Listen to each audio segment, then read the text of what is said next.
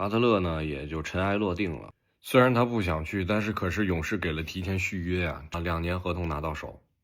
勇士相当于就是搏一搏吧，搏库里的最后。勇士跟灰熊是最开始我觉得巴特勒就除了太阳之外我觉得巴特勒比较合适的地方。不想去呢是他不想去，但是肯定会交易的，